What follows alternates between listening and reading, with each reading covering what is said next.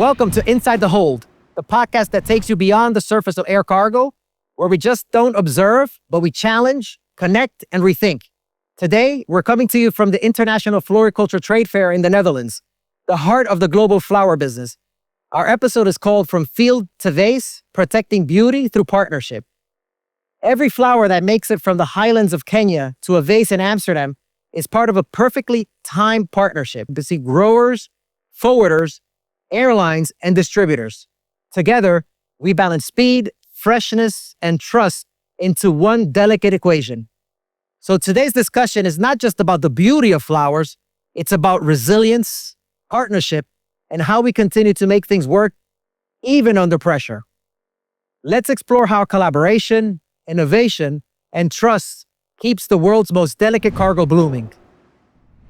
I'm happy to introduce to you today 4 guests, 3 key players of the flower industry. So we have Girish Apana on my left, founder of Fontana. On my right, I have Jeroen van der Holst, CEO of Flower Watch. And on my right, I have Andy Pennington, CEO of Airflow.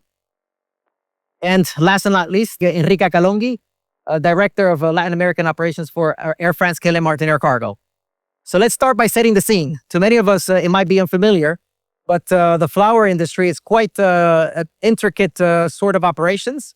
So let's talk about first the supply chain. So Girish, let's start with you. What does the day in the life of the flower exporter in Kenya look like? Well, we grow flowers without heating or cooling or with light. We don't change the environment. It's a natural environment. And that can cause some hiccups because you don't get the same production every day. The weather can be different. So being a perishable, we have to get it out on time, harvest it, process it, and send it to the airport on time and fulfill all the orders. So sometimes it can be a problem, but usually we get it right. What are the biggest challenges from really getting the flowers from the field to the plane? This is what I said. It's the weather because we are not changing the weather like they do in Holland. We don't have heating. We don't have lights. Right. So it really depends. If it's a good sunny day, we get a little more production.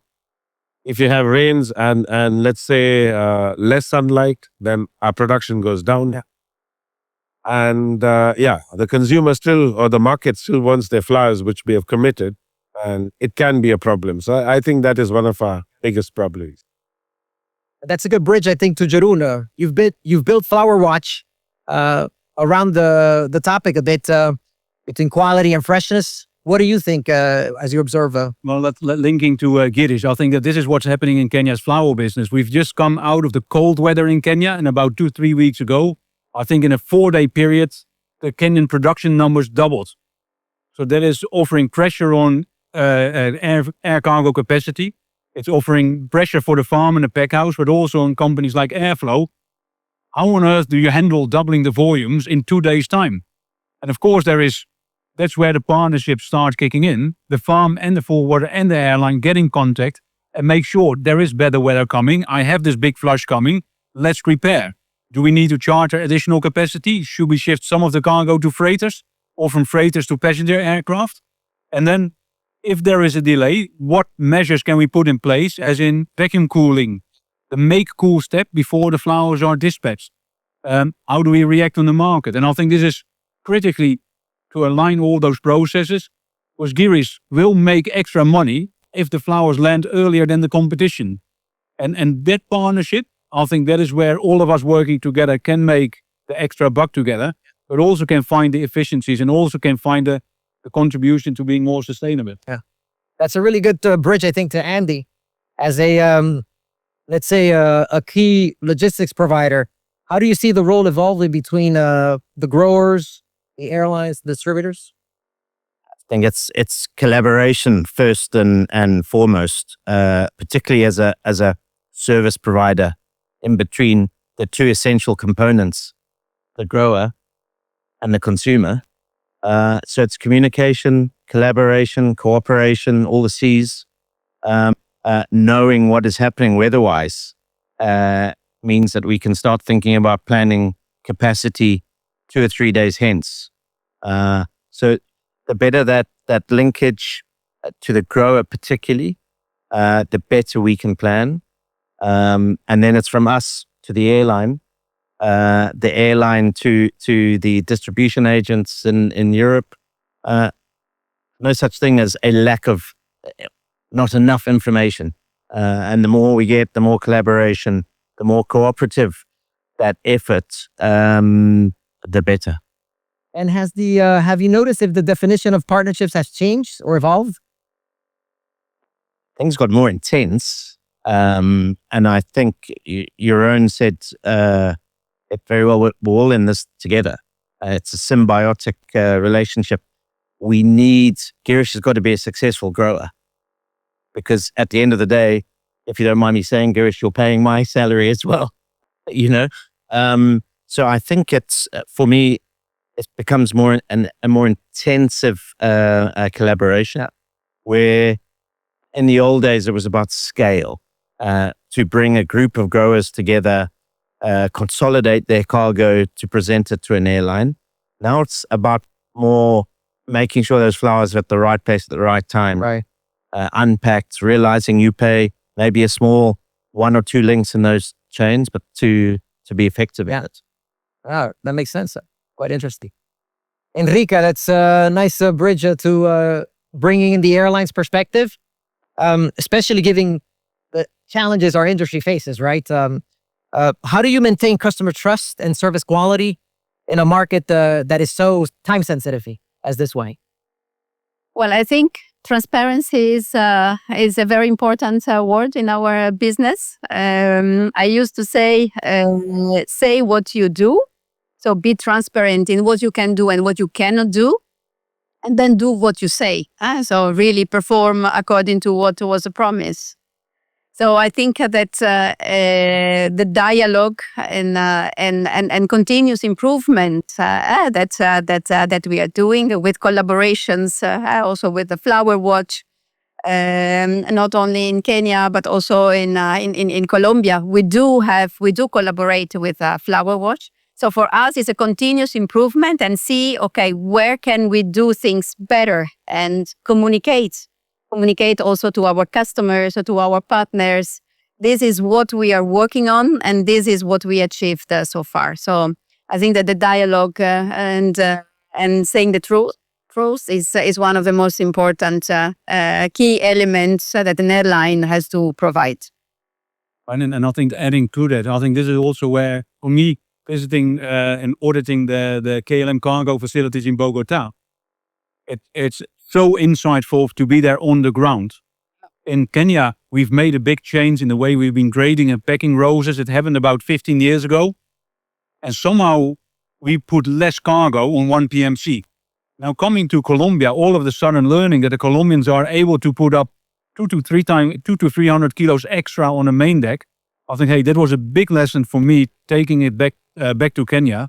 What can we do together? Can we look at boxes? Can we look at handling? Can we adjusting specifications? And I think there's the day-to-day working together to get those flowers off the farm into the consumer's house. I think this is the next step, is then looking at, hey, what can we do better? So coaching-wise, I think Andy's operation is leading. If you would put that facility in Colombia, hey, that would be something for the Colombians. Yeah. The make cool step, the process of crisscrossing boxes, allowing all flowers to recool properly before you dispatch them, that's just something where the Colombians can still move ahead. KLM Cargo and Menzies made big progress. But now for the Kenyans, if we can have 200 to 300 kilos more on the same ULD, we're making better use of scarce capacity, we're making better use of expensive capacity. Also, it will help us to work on our footprint reduction. But why is it? Is it because they're packed differently? The double layer packing, or it's one, the double layer packaging, and it's 2, aligning. I think one of the KLM Cargo went to a process of box optimization early on. Yeah, I wish this was I could present the picture here, but early on the boxes where it was Colombia into the Netherlands, and you could see there were gaps between the boxes. Now, adjusting box design and proper packaging, the two of them together, that was even a pallet close to 4,000 kilo. I think the idea for a Kenyan farm to put 4,000 kilos of flowers on one main net pallet, I don't think it's existing, but it should be our point in the distance, as in to get them. And it is the double layering. It is removing the SFK. It's looking at better boxes. And I think that is where Colombia, with its own natural forests, with its cardboard manufacturers working on bananas, it's fantastic packaging. And in Kenya, we have a few lessons to learn. I think that is where, can we make those comparisons? Can we learn and can we move together, forward together as an industry? This, at the end of the day, is learning from each other, right? Collaboration and parties that can connect the dots. Yeah. And that's a good, let's say, transition to the innovation and changing modalities, as you've been described. We see the industry is shifting. There's a lot happening.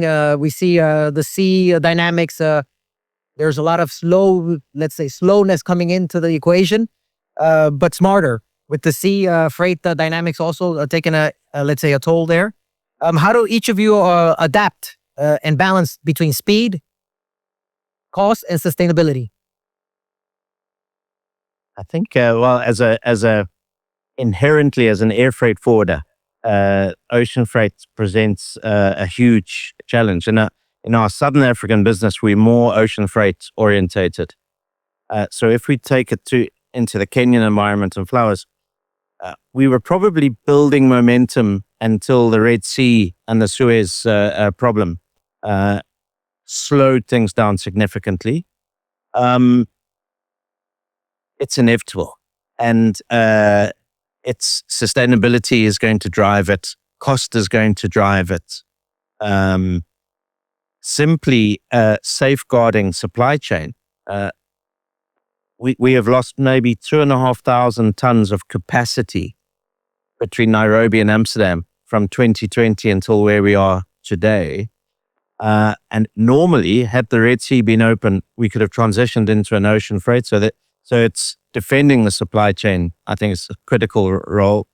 It's for that product that can be moved by ocean freight, because I think that's also, and Jeroen will know a lot more about this, there are varieties that can travel and those that can't. It makes absolute sense to put them in a ship. Whether Girish can grow them at a profit and whether the market prices down an ocean freight product or not, I suppose remains to be seen. But it happens elsewhere in the world. I mean, we ship 80% of all of our fruit from Southern Africa's ocean freight. So it's doable. Maybe adding to the sea freight, and I think there's late 2023, before the Red Sea closed, the sea freight was about 200 tons a week, as in 20 containers. And with natural growth, we might have been at somewhere 600 or 800 tons a week, had it been continuing to grow. I think there's also now that there is risk in sea freight. If you put all your eggs in one basket of sea freight, the next time the Suez is blocked, then next time the IT systems of the shipping line are hacked, the next time the Houthis block the Red Sea, you're in trouble. So I expect that it will grow into a natural balance, air freight versus sea freight. If it's 20-80, 80-20, 40-60 or 60-40, I have no idea yet. I think the interesting thing is that we've worked out better packaging for sea freight. Now, there is already 6-7 growers who have adopted sea freight packaging for their air freight. It gave us additional kilos. It gave us reduced handling. It gave us the opportunity to store flowers 2 or 3 weeks. And I think that storing is super interesting. It will help shift flowers from low demand periods to high demand periods. It will also be an opportunity to avoid dead freight. And I think those are new opportunities developing. We've been pursuing quality coach and packaging towards excellence. And so interesting that about 15% of the boxes in air freight are now switching to sea freight style boxes. I think it's been a super challenge, but now farms going into a long-term storage when after air freighted. And I think this is where then air freight needs to be at very high standards. And I think this means make cool in Nairobi. It means recool in Amsterdam, and then feel comfortable to store those flowers 2-3 years ahead. Yeah. I think Girish has a big decision coming up early December to flush your crops, yes or no. I think the next year there should be on the table logistic solutions or flushing. But where do you store this sea freight flowers? No, the air freight flowers. Yes, You store it in the farm or you store it in I think the market? on the market side.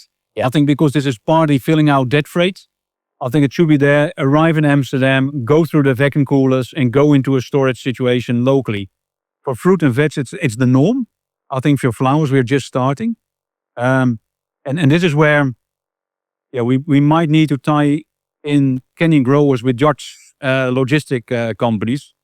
Maybe that's something which we pick up with KLM to have a conference together, as in, because this is where we can make forward, as in use the excellence in packaging and cold chain and treatments for sustainability, for cost, but also for delivering the peaks. Yeah. Enrica, how is Air France, KLM, and Air Cargo innovating to keep air freight competitive? A bit of a bridge in that discussion, both in speed and sustainability. Yeah, so I think that, like Jeroen mentioned, I think that coexistence of the two worlds will happen. Out of South America, I think out of Colombia, less than 10% of the flowers are shipped by sea freight at this moment into Europe. So, as we said, the percentage will have to shift somehow, sometimes, but not for all the flowers. So. Still, I think that air freight will be a fundamental means for flowers transportation. So with this puts the ball on our corner to continue collaborating, continue innovating. So the packaging solution and the stackability solution we have out of Colombia, we do really work on making sure that we optimize all the capacity that we have, and this is becoming also cost efficient for you guys. Then in terms of sustainability, of course, it's a journey. It's a collaborative journey. We do have ambitions, but of course we cannot do it alone. So we need manufacturers. We need also interest from everybody to make this journey together. And then there is also innovations like all this that is coming today in terms of traceability of the temperature, which I find it super interesting. And then we work together with experts to see, okay, where can we improve in the speed, in the sustainability, but also in the cool chain quality. So these are all things for which we are investing, and we want to continue grow. And Girish, what does that mean for growers? Are customers willing to accept slower speed in the terms of cost and sustainability? I think, I think Jeroen should answer the question of quality. Yeah. What I've seen is we've sent a couple of times by sea. It's never the same. So maybe the cooling has to be better by sea. And we don't have from Kenya, we don't have a ship going straight from Mombasa into Rotterdam. It always stops somewhere. So even the customer doesn't know when the shipment's going to arrive. So it can actually, if it goes straight, it will be 14 days or something, or less than that. Yeah, if directly Mombasa, Rotterdam, we might be able to get it under 20. But that's still a long way away. The east coast of Africa is underserved when it comes to sea freight. I think that's the natural advantage of Colombia. There's 500,000 reefers a year. On the east coast of Africa, Kenya is the giant. It's 20,000 reefers annually. Well, whatever the Kenyans do annually, the Colombians do weekly. And I think that sort of puts the magnitude of the challenge ahead of us. But that is also because of the bananas, correct? Yes. Right. Yeah. And we're trying to talk to the government to say that, we have avocados now. If we can also do bananas, which is big by volume, then maybe we can get the boats coming in to go straight. But today I can't tell my customer if it's going to land in 4 weeks or 5 weeks or 6 weeks. This is a big problem. So usually our customer buys it, so usually for the supermarkets, and they ship it themselves. But will I take the risk? No. As a grower, I don't take the risk. That's actually a good next step for our third segment, collaboration and trust. The flower supply chain depends on trust, right? We've discussed that since the beginning of the segment. What does true collaboration look like beyond contracts and KPI? I mean, Girish wants to take that one up. No. It's trust is okay. I am not connected with KLM. I mean, so my first partner is Andy, and Andy is a freight forwarder. And I know it's difficult, but we keep talking to each other if the production is going up or the production is coming down, because he now has to organize, maybe 1 plane less, 2 planes more a week. So we are in constant communication, and I have to trust him to take my flowers out.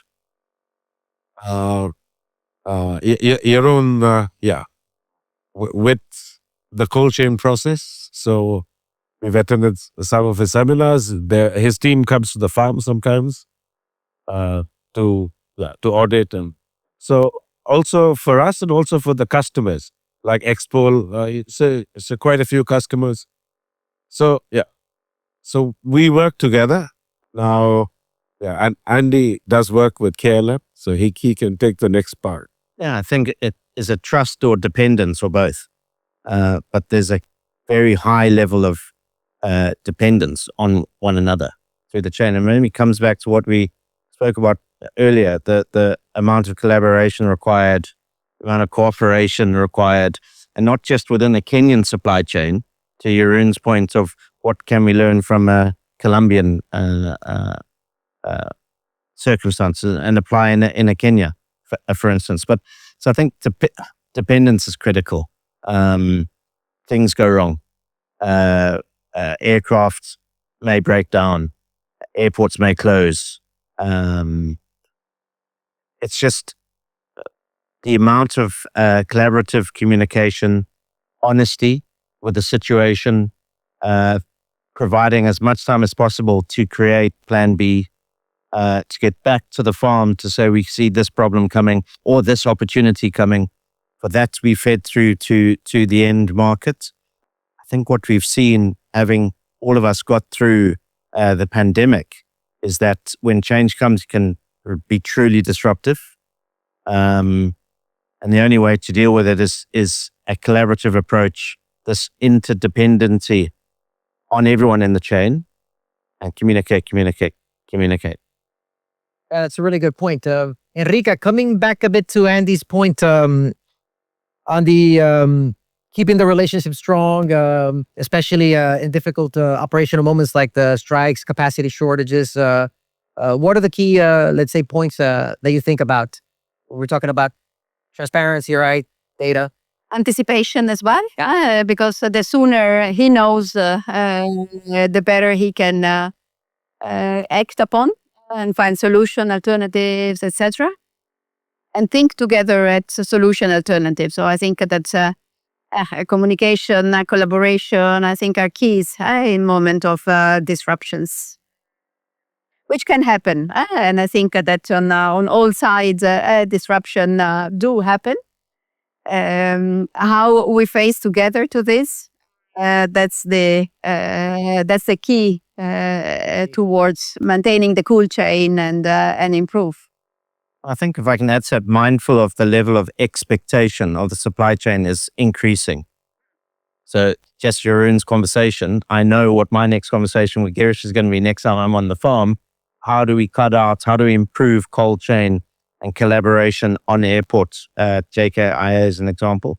But as that level of expectation increases, so the chain has got to react. So you need multiple flights. If we go back to 2000 through 2005, the typical Kenyan freight forwarder was aligned to a particular carrier. Now we need to make sure that we have at least 3 flight options in that day, because something the supply chain is going to get stressed somewhere. An airline may have an AOG, a truck may break down, there could be a strike somewhere. So it's about building in solutions into your everyday delivery, and it will only get more intense. Storage at the end of the chain could actually take a lot of cost and a lot of demand off other parts of the chain. So the interesting thing is, which is more efficient? If one were to be delivering into stock, you immediately take some pressure off the chain. So yeah, it's an interesting concept. That's a great, let's say, transition to our last segment. Looking ahead, the future of flower logistics. I have a few questions, open questions, so feel free to jump in. When you imagine the flower supply chain in 5 years' time, what will have changed, you think, the most? I don't know who would like to pick that one up. In 5 years' time, maybe Girish already has some ideas. I think some flowers will go by sea. That means may not be all the roses. So some segments will go by sea. Stronger flowers like carnations can go by sea, but air freight is very important to us because a customer needs the flowers. I mean, within a day or two. You can't tell him I'm going to send it by ship and wait. So you can do it for the bigger periods like Valentine or Women's Day or something like that. But we need the planes. Let's put it that way. I think in about 5 years' time, I hope you'll buy more planes because there's a shortage of planes. The air freight is expensive today, and the direct markets change. But when we put it on the auction, it's just supply and demand. So it's eaten our profits. It's actually slightly painful today. And I think, you will get a sustainable fuel, maybe hydrogen, maybe castor. I don't know. There are people now growing castor in Kenya. So maybe I would grow some too, just for the environment and supply that company. It's an Italian company just there. Thanks. So if we talk from an air freight perspective, I think air freight is expensive. And I think that people like Girish, the supply chain is going to demand more value. There is a sustainability lobby and a real need for us to do something about our planet. But air freight's not going away. So we have to be able to demonstrate the greater value. I think personally in 5 years' time, I think air freight pricing will have softened. I don't think it will go back to where we come from. And therefore this extra pressure. How sustainable can we make air freight? Because it's always going to be with us.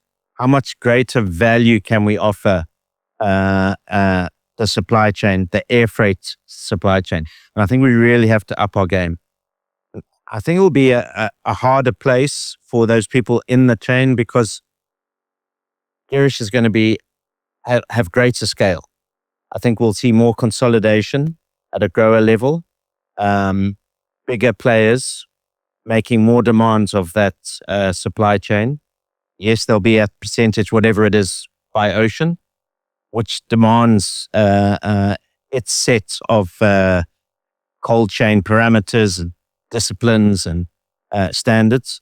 Air freight, I really think that we have to up our game generally. Pack rates, packaging, have a sustainability commitment that makes sense and acknowledges that we're emitting a lot of CO2. But what can we do elsewhere in the chain? So I think more intense, it's going to demand a greater value proposition from air freight. But interesting, exciting. Yeah, absolutely. It's really interesting because walking the halls, of course, we see a lot of innovation going along. It's quite good to see. What are you most excited about? Is it cooling technology? Is it data visibility? Is it collaboration models?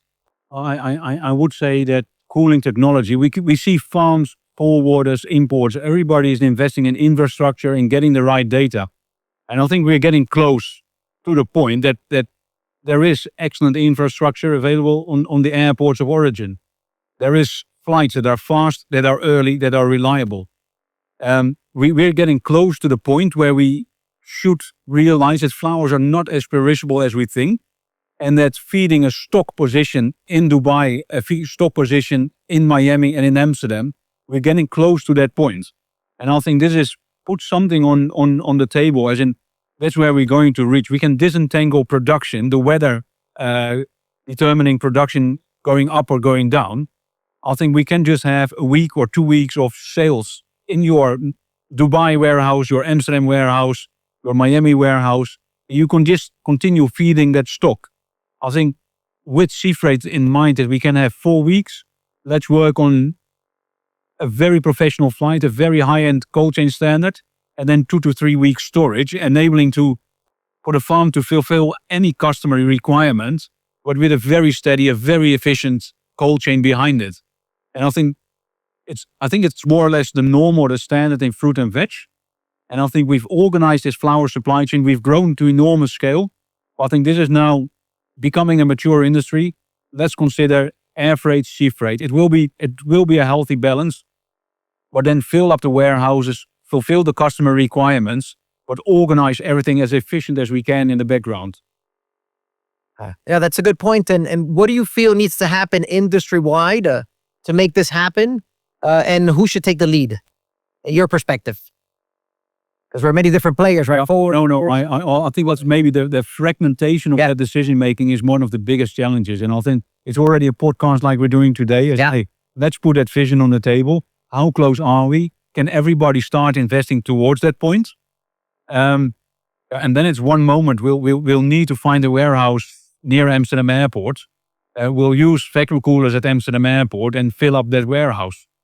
I would be if we sit here again next year, I would love to come back to you telling us that the farm has stopped flushing the flowers for Valentine's Day, and that we have a logistic option, very smooth, very reliable, very efficient and sustainable, to fulfill the peak demand of the customers. I can see that maybe not 27 February Valentine, but maybe we're getting closer. And I think at someone courageous needs to take that decision and just deliver it. And I think the rest of the industry will have to follow that one. Thank you all for joining our discussion. What's, I think, the main and clear takeaway that there isn't one single player in this chain. It's really about collaboration, trust, and working together to preserve one of the most delicate commodities, right, that we transport, not only in air, of course, and sea freight, getting it, as you were saying, Andy, from the field to the consumers. So until next time, and Inside the Hold, we're looking forward to continue to challenge, connecting, and rethinking about our industry and how to move forward all together.